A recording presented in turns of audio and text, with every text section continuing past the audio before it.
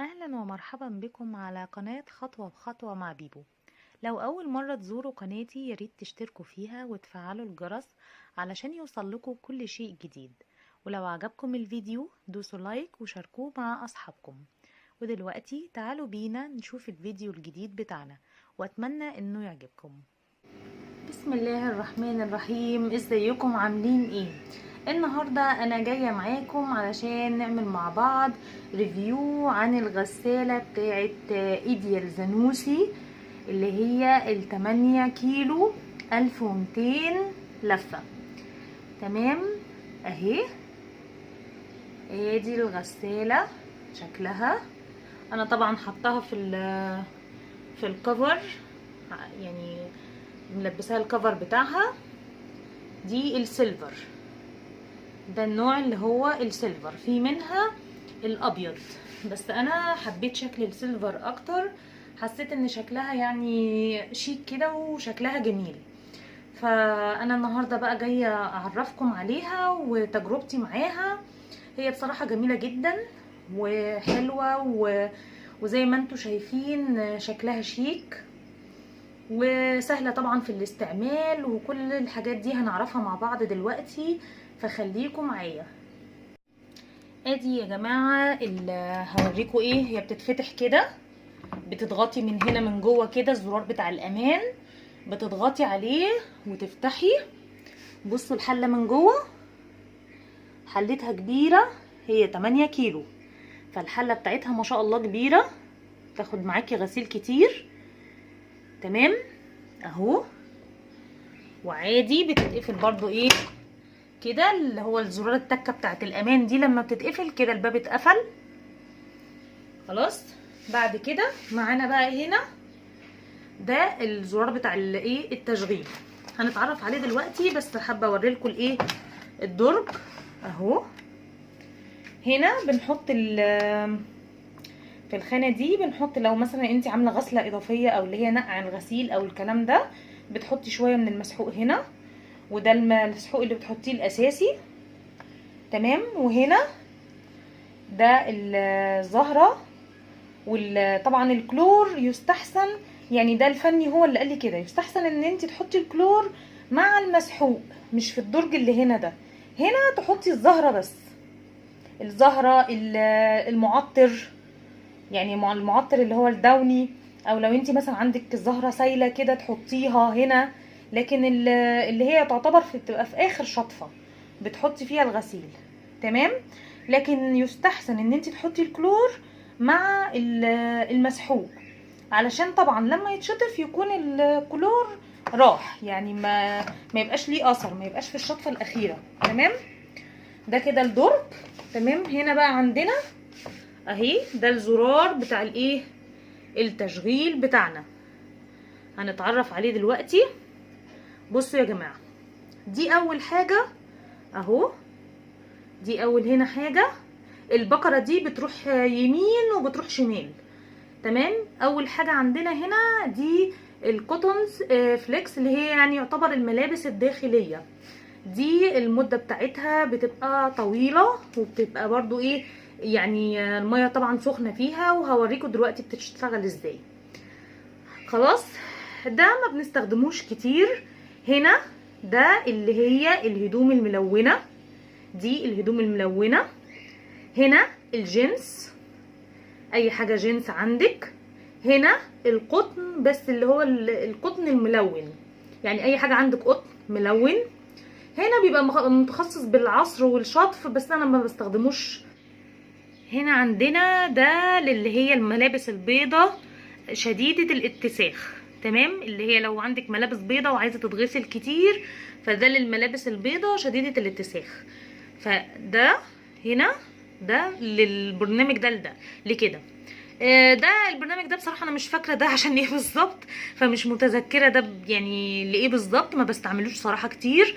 هنا ده للملايات والكوفرتات، الحاجات المفروشات يعني، اللي هي الناحيه دي للمفروشات. هنا اللي هو ال20 دقيقه ده يعتبر للغسله السريعه، يعني عندك هدوم هي يا دوبك بس يعني مش متوسخه قوي، شويه عرق وخلاص، بتحطيهم في اللي هو الغسله السريعه ده. خلاص هنا بقى ده للهدوم اللي هي يعني الانواع بتاعتها مختلفة، يعني كذا حاجة في قطن، على مثلا حاجات فيها مثلا قماشة صناعية شوية، ده اللي هو ايه مختلط شوية. خلاص هنا الفراشة دي للحرير، الحاجات الحراير. وهنا وول اند هاند ووش اللي هو الصوف، الحاجات الصوف والحاجات اللي بتتغسل الغسيل اليدوي. تمام. هنا ده شطف بس، ده شطف بس برضو ما بستخدموش، يعني عندي الزرارين دول ما بستخدمهمش. تمام. اللي هو بتاع العصر وبتاع الشطف ده ما بستخدمهمش.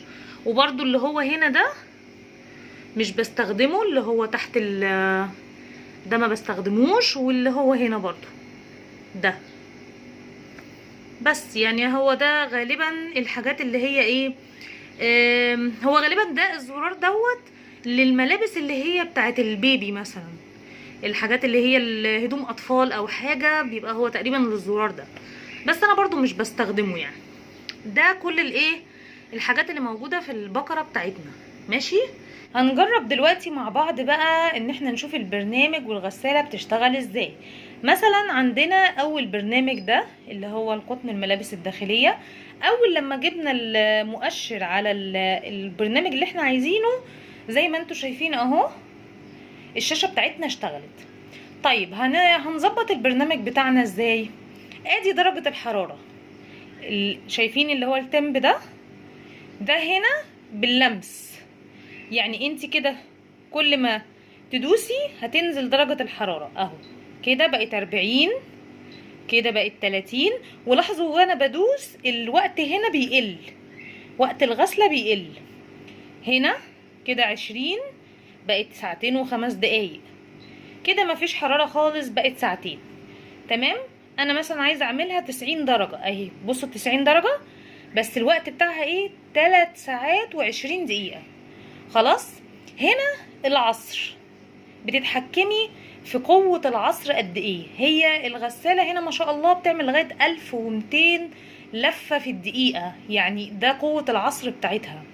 تمام. بس طبعا ده بيبقى شديد جدا على الملابس وعلى المنسوجات وكده، فحتى يعني اللي هو الفني لما جه ركب لي الغسالة قال لي حلو قوي ان انت تعملي العصر على 400، يعني ثبتي العصر بتاعك ان كل ما تيجي تظبطي اعملي على 400. حلو قوي، الغسيل بيطلع معصور وكويس، وطبعا ده هيقلل لك في الاستهلاك بتاع الكهرباء بتاعك، لان طبعا كل ما انت عليتي في قوة العصر كل ما الغسالة هتستهلك كهرباء اكتر، فكده يعتبر انت بتقللي شوية من استخدام الايه الكهرباء، فبتعمليه على الايه على 400.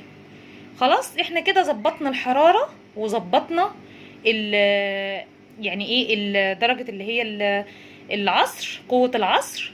هنيجي نشوف بقى هنا الحاجات دي ايه بقى. هنا بري ووش يعني اللي هو النقع او الغسلة الاضافية، يعني انت مثلا عندك الغسيل متسخ شوية فعايزة تعملي له نقع الاول وبعد كده يتغسل، فهتعملي ايه هتحطي في الدرج بتاع المسحوق شوية ايه اللي هو في الدرج الصغير هتحطي شوية مسحوق، فلما تدوسي هنا على الزرار ده كده نور اهو، شايفين؟ يبقى كده هيعمل غسلة اضافية. تمام. وطبعا الوقت هنا بيزيد، كل ما بتزودي اي حاجة من دول او بتزودي في الحرارة الوقت هنا بيزيد. تمام. بعد كده ايه ده ايه ايزي ايرون ده يعني سهل الكوي، يعني مثلا انت بتغسلي هدوم خروج فمش عايزاها تبقى مكرمشة قوي، فانت بتدوسي على الزرار ده مثلا، تدوسي عليه فتطلع الهدوم مش مكرمشة قوي. طيب الزرار ده ايه ده بيعمل شطفة اضافية اكسترا راينز. ماشي. يعني ايه ده شطفة اضافية، يعني انت الهدوم بتاعتك بتشطف شطفة زيادة. تمام. يبقى انت ايه ده مثلا تدوسي عليه نور. خلاص. هنا ده اللي هو الزرار ده لو دوستي عليه بيبقى بمعنى اصح ان انت هتبقى عايزه تشغليها امتى، انا بصراحه ما بستعملوش خالص، لان انا لما بحط الغسيل بشغل الغسالة على طول.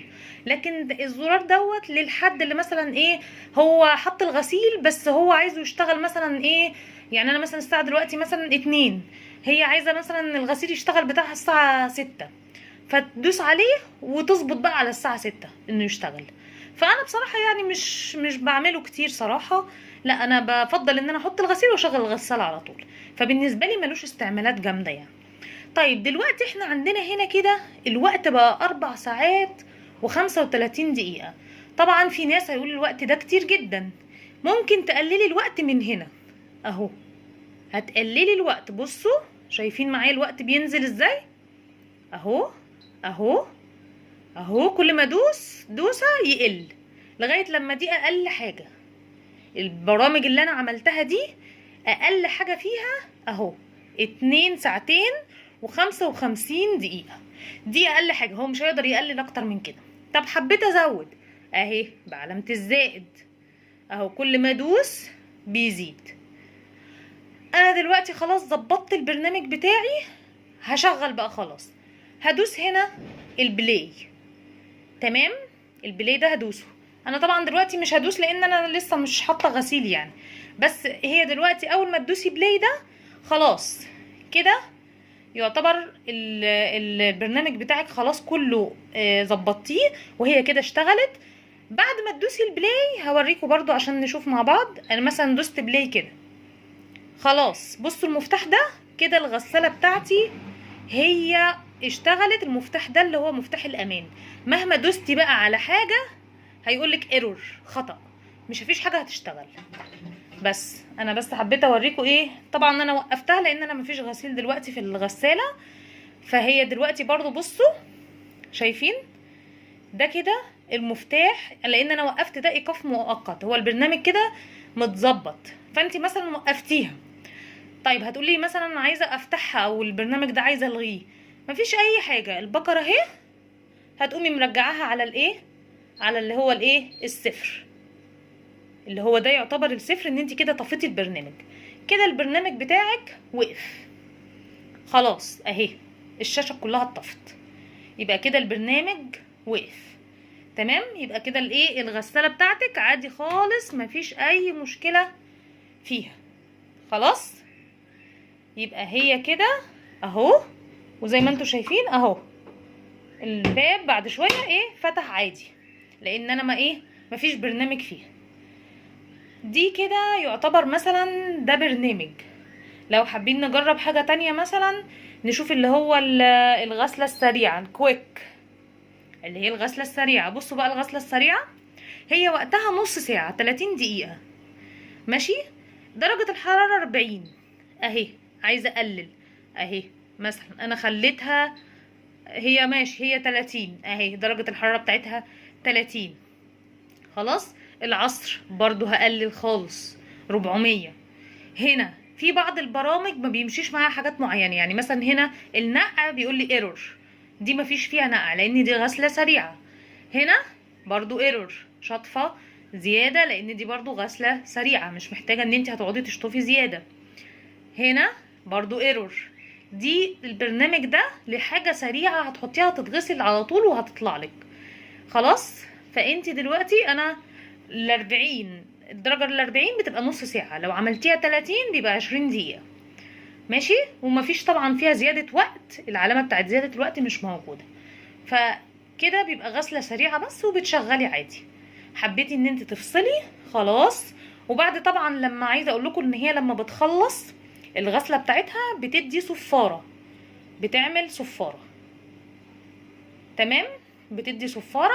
في الاخر بتنبهك ان الغساله ايه خلصت خلاص، وبتقفلي من هنا عادي اهو البرنامج خلاص قفلتيه. بالنسبه بقى لتنظيفها، هي التنظيف بتاعها سهل جدا، مش اكتر من ان انت بتعملي لها دوره خل، يعني كل مثلا شهرين كل مثلا فتره كده تعملي دوره خل، تحطي في الايه في الدرج الخل. اتمنى يا رب ان يكون الفيديو عجبكم وتكونوا استفدتم من تجربتي مع غسالة ايديال زانوسي ال 8 كيلو. وهي بصراحة غسالة عملية وكويسة جدا. واتمنى بقى لو عجبكم الفيديو تدوسوا لايك، ولو عجبتكم القناة تدوسوا اشتراك وتفعلوا الجرس عشان يوصل لكم كل شيء جديد. والسلام عليكم ورحمة الله وبركاته.